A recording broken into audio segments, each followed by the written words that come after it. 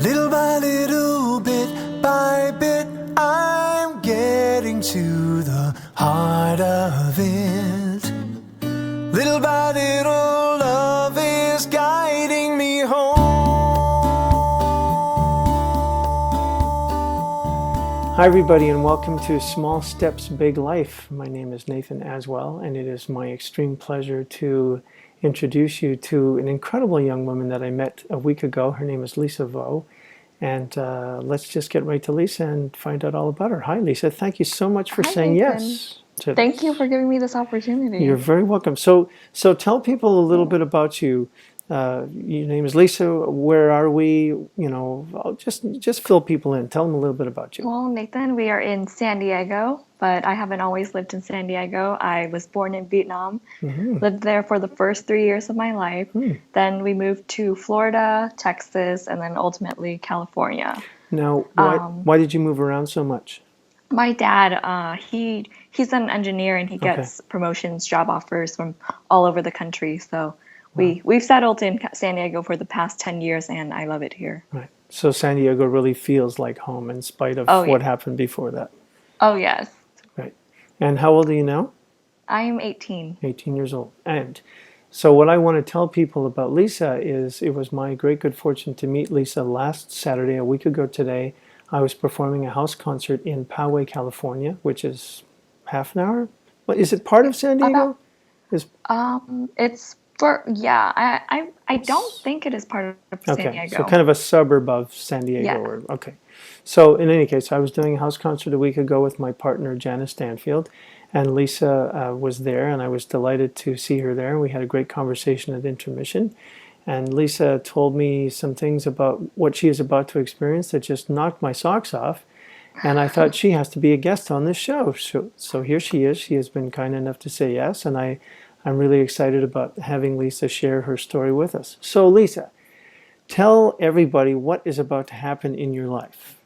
Well, in about 1 month, I am going to be starting school at Harvard University as a double major in computer science and molecular and cellular biology. Now, I don't know about, I'm just going to assume that most of the people that are watching this will have not met someone not only who is about to study at Harvard, but is about to be a double major at Harvard. So, okay, so the whole point of this show, what I hope to do with this show is to inspire people by letting them see that even something as monumental sounding as what you just said is actually a decision or a point that you got to by taking many, many small steps. And it's So, very achievable. right, and so we get to this point where we think it's not achievable, and my hope is to really break it down into smaller bits to have people see that yes, they can certainly do that if they set their mind to it. Yeah. So that said, Lisa, can you take us back? Can you just talk about the progression that got you to Oh, this yeah. point? Yeah. So I guess you can start with when I was younger. My parents had this big goal for all of us to become doctors. My dad had been a student in Vietnam. He got into medical school, but because of the war and because of political complications, he was not able to attend medical school. The government revoked his admission. So when he came to America, he wasn't able to pursue that dream, and instead he attended the University of Florida and became an engineer instead. So for all of us, his children, the dream was we're going to become doctors and accomplish what he hadn't accomplished for himself. I was always so growing up, I always thought that was the only path. It's either you're going to become a doctor or you failed. Right. And so in school, I always went through school with the mindset that I'm going to become a medical student and I'm going to make my family proud. It wasn't until 8th grade that I started thinking about my future and I started questioning, do I really want to pursue medicine? Do I really want to become a doctor? Because my older brother, that was not his dream, and he didn't pursue his academics at all. That wasn't what he wanted in life. And so it was more pressure on me to fulfill that dream. So Now, can I ask you a question? Are you Sure. your brother is older, did you say? Yes, I'm the second child. Okay, and how many siblings? You just have your Two older, more, two two more. more Okay, after me. okay, Yes. all right, and two girls, like so it's boy, girl, and then Boy, girl, girl, boy. okay, all right. So he didn't pursue that, and so you felt it kind of falling onto your shoulders Yes. to realize your father's dream. Yes. Okay. So increasingly, I gained this sense of resentment towards that dream, Mm-hmm. towards medicine, towards being a doctor. Yeah. And I was very rebellious against it because I felt like it was not a future I had been able to plan out for myself, and I was just falling into the footsteps of my parent, Yeah. a path they had already set for me. Mm-hmm. So I was very resentful for a couple years between middle school and high school. And then I did this internship, more like a research academy, in the summer after my sophomore year. Mm-hmm. And I was able to do some research on artificial reproductive techniques, which, if I get into, will be a little boring, but that just totally changed my perspective of medicine. And it became something that I realized that I was passionate about, Mm-hmm. that I would love to pursue. And it was no longer something that my parents had pushed on me. Right. And with that change in perspective, I knew that I had to start working. I had to start taking those small steps that is going to lead me Right. to where I want to be, which in the future is an infectious diseases specialist. Mm. So in high school, I started challenging myself to an extent that many teachers and peers, to such an extent that many teachers and peers were looking at me funny and just going like, "Are you sure you want to do this? Are you sure you can handle it?" Mm-hmm. In my junior year, uh, I took 7 AP classes, which was the highest number of AP classes that any student at CHS And had ever taken. AP means AP means advanced placement, so college level courses. okay. So my entire junior year was just college level courses, Wow. 7 of them, and I was getting 2 to 4 hours of sleep a night, Nice. surviving on black coffee. I had a class at 7 a.m. I don't live in Coronado where I go to school, Mm. so I would have to wake up at 5:30, and that meant waking up at 5:30, going to bed at around 2:30 Wow. was would have been a good day for me. So, but ultimately, that paid off in so many ways, in more ways than I can imagine. That ability, yeah, sure. So sorry to interrupt you. I'm hearing this incredible drive that you had, and you made this decision based on. I just there's a piece that I want to flesh out a little bit more for Yeah. people that are listening. You had to have an incredible why behind this that would make you do these things, like that would make you do this work, that would make you make this commitment. Like, so what was it? There was something about, you said, well, this is going to be boring. Actually, I want to go back to what was behind that decision, that literally Mm-hmm. life-changing decision that you made. What was it that Mm-hmm. really enabled, what made you passionate about this? How did it really resonate with you? Yeah. Yeah. I guess that internship, if we go back, Yeah. it was just a small piece that instigated all of these little challenges I began to make myself pursue. I think ultimately it's just this desire that I have to master everything I do. Hmm.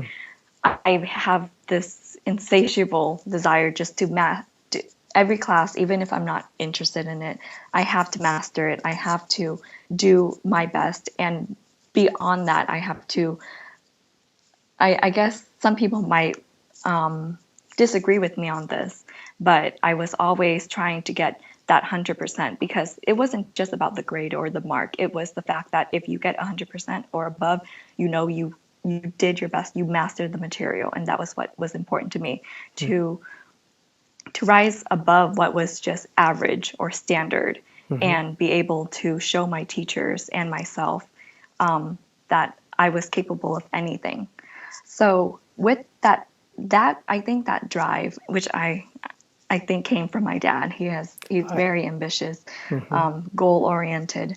I think that drive, in combination with the internship, which exposed me to many issues in medicine that are not addressed to the general public. Mm-hmm. For example, in artificial reproductive techniques, the research I did allowed me to conclude that there might be a possibility of genetic complications and abnormalities, defects arising from artificial reproductive techniques such as in vitro fertilization or ICSI, which is intracytoplasmic sperm injection for males who are not normally able to conceive. So when you alter the natural course of nature, the natural proceeding of fertilization through science, you're exposing your offspring to all of these exterior forces, such as the culture in which the embryo is raised in the first few weeks, or the hormones that you have to inject into the mother of the offspring, and that is something that most people who opt for artificial reproductive techniques are not aware of. And it's something that is not studied, hasn't been studied thoroughly, because artificial reproductive or artificially conceived babies, children, human babies, have not reached an age where they can be assessed for lifelong health issues. I think the oldest one is only in her 30s. So we don't know about what possible health complications we're causing. And that gave me a desire to pursue not necessarily genetics like I was studying, but to pursue medicine in the hopes that I can bring more awareness to patients about what is the best course for their health. Right. I think that's what's important to me. Yeah. And is there someone in your life who was dealing with this issue that kind of, was at the forefront of your mind when this was all landing for you? Actually, no. It was my first time being exposed to the issue. I think I had read a book called, and I recommend everyone read this book. It's called Survival of the Sickest by Dr. Sharon Molam.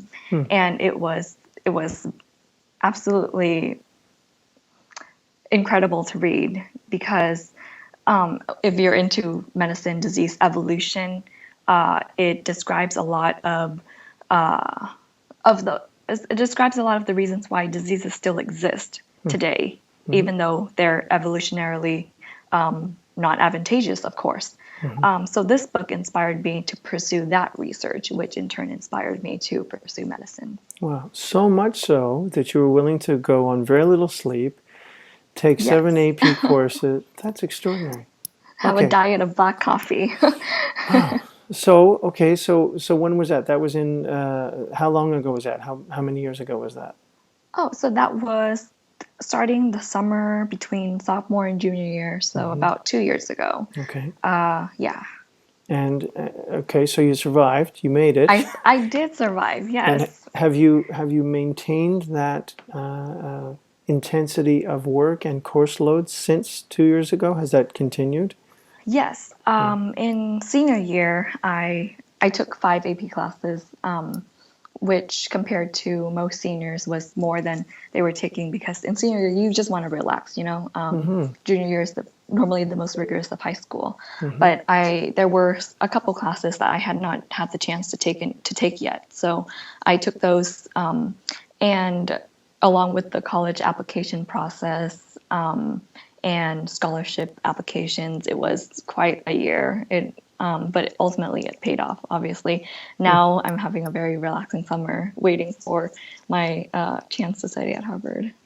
Okay, so that's the piece that we haven't heard yet. So you've done all this work, you're taking all these AP courses, you're getting affirmation somehow from your professors, just tell me about that. Like, you've made this decision, you're passionate about it. What kind of feedback are you getting from, was it one of your professors who said, you should really follow through with this and go to Harvard? Like, where did that idea come from? Yeah, so when I first decided to take that rigorous workload in junior year, many of my counselors and teachers told me that's a bad decision. You're you're going to end up with mediocre grades in all Mm-hmm. 7 classes. You might as well just take, 4 and excel in them versus 7. But there was one teacher who had a lot of faith in me and told me that I could do it. And he is my number one inspiration to this day. I love him with all my heart, and he has written all my recommendations letters. He is Mr. LeMay, or as we know him, the Wizard. I've had him as a teacher since freshman year. He was my Algebra 2 teacher, and then in junior year as my AP Physics B teacher. He's just one of the most humble, most inspiring man you'll ever have the chance to meet. A lot of wisdom in this guy. And throughout my junior year, as I was having these little mini breakdowns because I was not getting enough sleep and stressing over classes grades, SATs, ACTs, he was always there to comfort me and just give me that little bit of motivation and hope that, you always need that one person in your life who tells you that you can do it. Sorry, my little brother is. Ryan, can you close the door?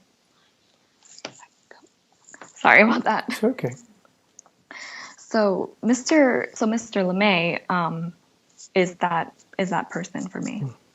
Sounds like he probably has been that person for many people besides you as well. Oh yes, yes, for sure. And obviously he knows how you feel about him. I would assume. Yeah, that's great. Okay, so was it his suggestion then? Was Harvard his idea, or? Actually, to an extent, yes. I was deciding between Harvard and applying to a couple other schools, like Berkeley primarily, because Berkeley is also a leading institution on biology. And he was the one who told me, go for Harvard. You're going to have many opportunities there. You're going to have that, not only with the name recognition, but the fact that there are networking opportunities from the top professors, top researchers in that field. And you're going to get a chance to break away from the West Coast, California, and just to immerse yourself in another culture on the East Coast of the country. Okay, so that was the idea. So that must have seemed, in its own way, overwhelming when he suggested that. Or how did you feel? Okay, so it was like, oh my God, Harvard, I can't do that. Yeah. I was like, I'd always grown up believing Harvard was just that unreachable,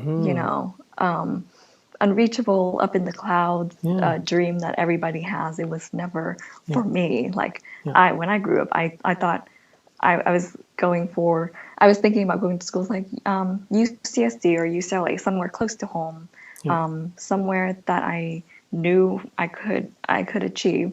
But Harvard was never one of those schools. So when he suggested that I apply for early action to Harvard, I was just kind of baffled and very skeptical. But I went for it anyway. And so, what were the steps? The small steps that you took to digest it, make it seem achievable? So I guess what I started doing was talking to people who had been accepted to Harvard, as there had been from a couple from my school. My mom had some customers whose children went to Harvard, so I talked to them. A little comparison between myself and these students led me to believe that these students are amazing, but it's not an unattainable level. I felt like I could do it too if I had the work ethic, and I think ultimately it comes down to your dedication and your work ethic. I think something my AP Chem teacher used to say is, let me try to remember, diligence over intelligence. I think that you come into life with a natural amount of talent and a natural amount of intellect, but ultimately it's going to be your diligence that takes you to the places you want to go. Wow, well said.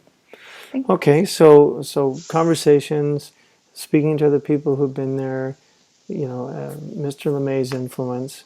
Then what happened? What was the next step? Let's see. Well, by then the next step was applying school, I guess the biggest part of that step was writing the essay for Harvard, and Mm-hmm. which was very it was a big task because Harvard gives you an open-ended prompt. There's no specific topic to write on. You can Oh write boy. anything and everything. Yikes. So, so what was I going to write about? I Mm-hmm. had no idea.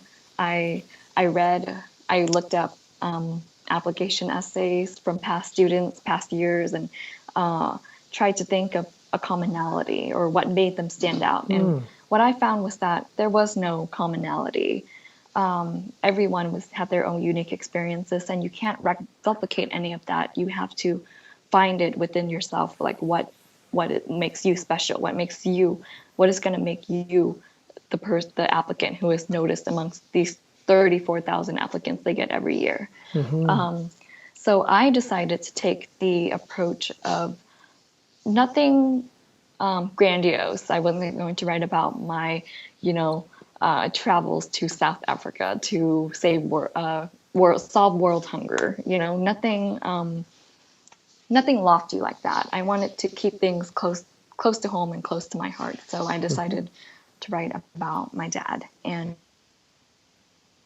the lessons, and that worked out very well because my admissions officer who selected me from the applicant pool wrote specifically to me that it was my essay that really made me stand out, and it was I guess my ability to recognize that in order to succeed, you got to have appreciation and gratitude for everyone you meet, and you have to have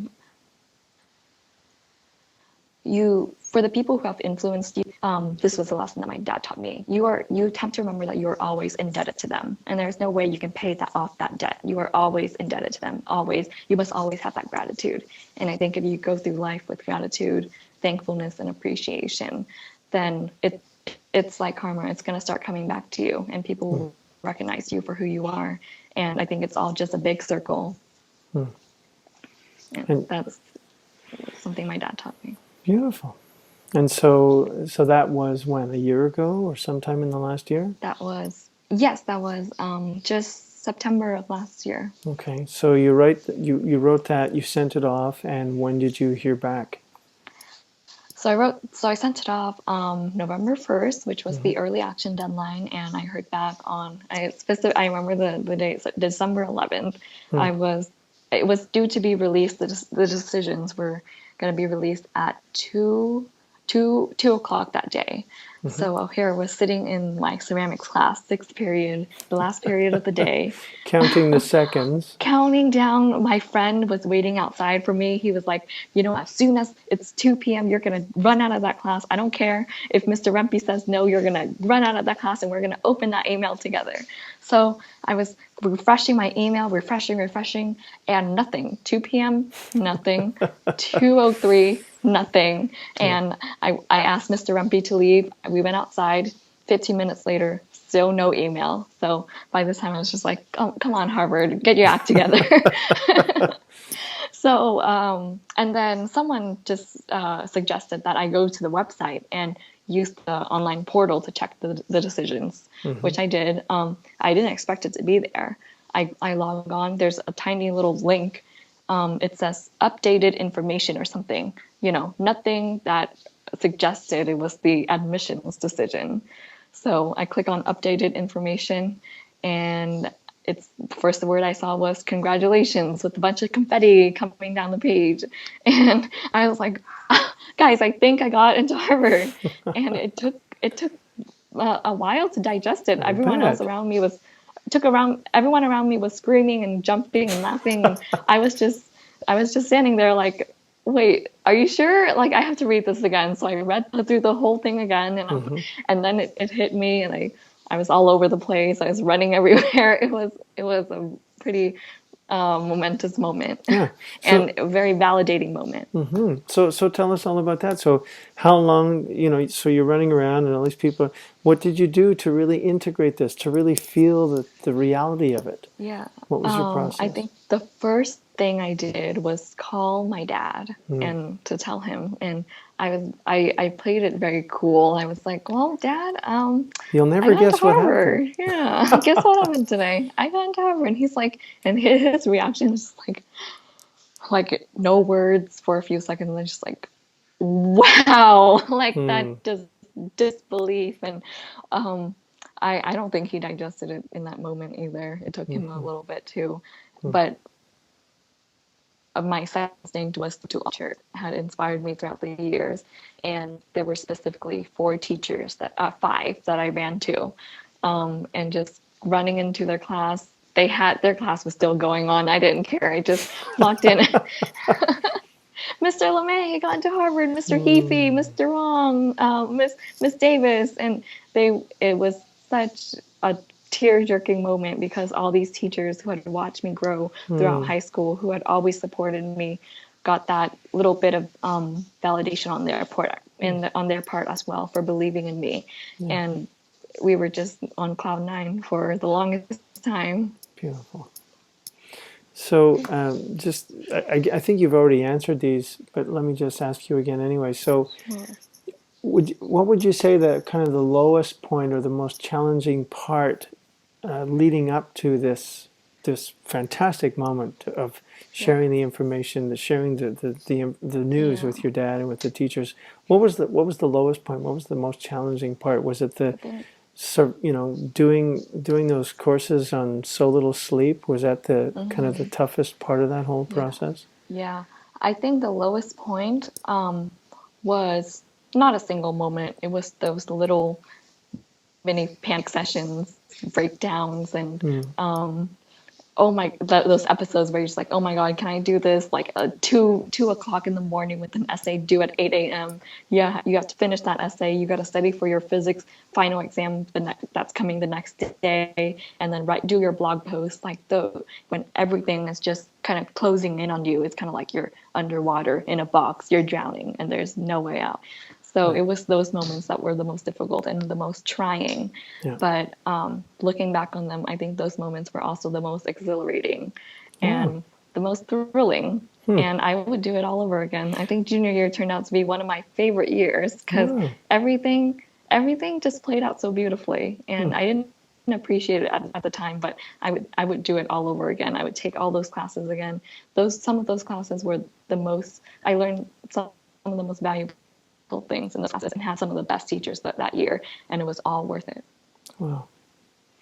Amazing, because that was the next question I was going to ask you is, what would be the most exhilarating or the highest point? So it's remarkable to me that you saw both sides of it in the same moments, in the same Yes, experiences. the That's, highest points were the lowest points. yeah, Hmm. that's extraordinary. If you were Thank you. to, share one small step with people that are watching or listening to encourage them to realize a dream that in their lives may be as big or in its own way as what you are now accomplishing, what would you say to them?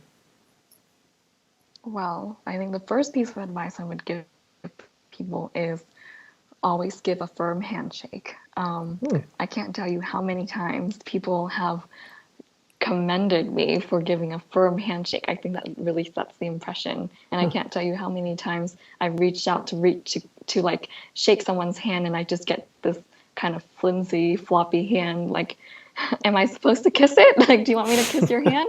And really gives a bad impression of Hmm. like the person that you are, or the courage or strength you have in you. I think a firm handshake is so important when you're meeting someone new. But aside from that, I think I've already said it, is to always challenge yourself, even if everyone else says you can't do it. And I know that sounds cliche, but there's a reason why it's a cliche, because Right. it's true. Yeah. And I also want to say, as I have also said before, is to always have gratitude and write thank you notes and show appreciation for those people who inspired and loved you. Wonderful. Thank you. And so, what are you? Now that you're a month away, did you say from Yeah, the experience 1 month. beginning? What are you most looking forward to at this point on this journey? So far, I've had to take a lot of required classes at school, such as, well, you know, literature. And I mean, I love literature for all it's worth, but it's not, what I'm passionate about. So I'm really excited about being able to plan out my own courses and taking the classes that I want to at Harvard. And already there's this one class called CS50, and it's just this computer science class, and it's a little cult. Tons of kids, and you stay up night writing code together, and that to me sounds really exciting. I don't know how it sounds to you, but I just can't wait. Like, there's hack nights where you just stay up all night, eating, snacking throughout the night, writing codes, doing homework assignments. I'm totally ready for that. Wow. Well, that's great.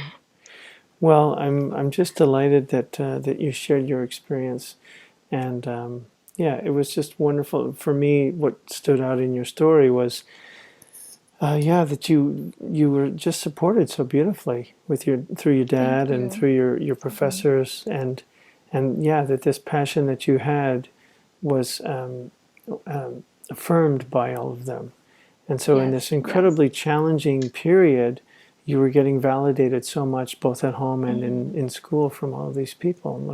And and I can't say that I would be where I am today if I had not all the support from all my teachers and peers.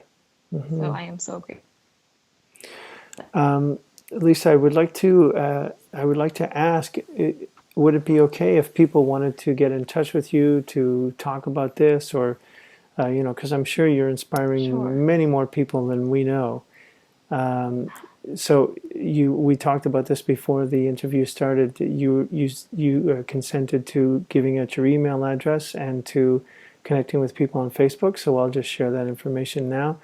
Lisa's email address is lelisavo@gmail.com, and you can also find her easily on Facebook. She is the only Lisa Vo. So either one of those ways should get you to her easily. And could you also please say again the book that you recommended? I want to make sure that people got that information again. Of the Sickest by Dr. Sharon Molam. I don't know if I'm butchering his name, but Survival of the Sickest. And can you Sharon, did you say? Sharon, right. And then Molam. Is that M-O-L-E-M? M-O-A-L-E-M. M-O-L-E. Sorry, one more time. The Skype's cutting in and out a little bit.